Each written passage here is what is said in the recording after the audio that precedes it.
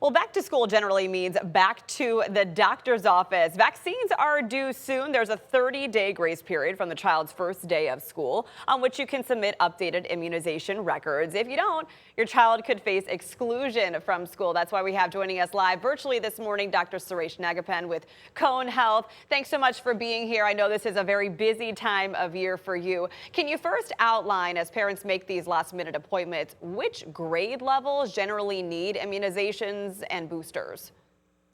Yeah, well, thanks, Megan, for having me on. Yeah, it's a great question. The times where kids need shots, the grades that they need are kindergarten, so between age 4 and 5, and then middle school, so usually around age 11. So those are the two big times where kids need shots during the school years. Let's talk about the vaccines requirements and how they apply not only to public schools, but also to private schools and to homeschools, unless there is an exemption type of waiver. How does that work? Yeah, so those vaccine requirements are across the board, and so we really encourage them. There are very narrow waivers that you can get for medical reasons, and that's something to discuss with your doctor if you think you need that. I want to get into what happened on August 10th when President Trump signed that executive order reducing the recommended routine childhood vaccinations from 17 to 11.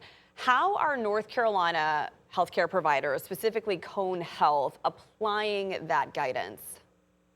Yeah, so I find that to be very confusing for families, and it's kind Yeah. of disappointing that that came out.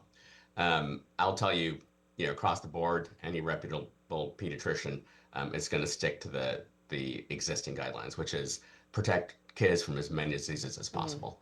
If you think about it, it doesn't make a whole lot of sense. It's like having an alarm system for half your house. You really want to stop all these bad bugs from getting in across the board. So the bottom line is nothing has changed. When you go to your pediatrician, they're going to do the same thing that they've always done. They're Yeah. going to give you and recommend shots, across the board for all these diseases, which are, great. These vaccines have been great, been tested for years and years. They're safe, and they really work. The new recommendations split up MMR, measles, mumps, rubella, into 3 single shots, which would still need to be developed. And there are concerns that splitting up MMR would require more doctor visits, more cost, missed or delayed appointments. Do you share those concerns? Absolutely. So you're exactly right. So we do not recommend splitting up the MMR. Again, it's been given together for decades safely with no problems. And there's no data that says separating them has any benefit. So Okay. most pediatricians aren't sure where this came from. This is sort of out of the blue. So keep it just like it was, MMR all together. And like you said, the downsides of doing it separate are it's harder. You have to come back again and again. It's more pokes for the kids, and we really like to minimize that as much as possible. And there's more chance for missing a shot and getting behind, and then potentially getting something bad like the measles.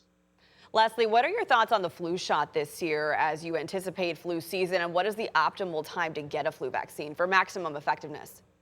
Yeah, I still highly recommend the flu shot. I think it's an important part of uh, your medical care.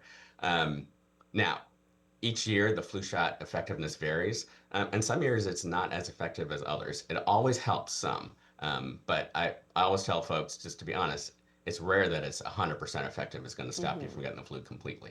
But sometimes it varies between 40 and 50 and 60%, somewhere in that range. And so still highly recommend it, especially for those kids with asthma, for those kids who've got underlying immune disorders, for those kids with sickle cell disease. For all those kids, it really is helpful.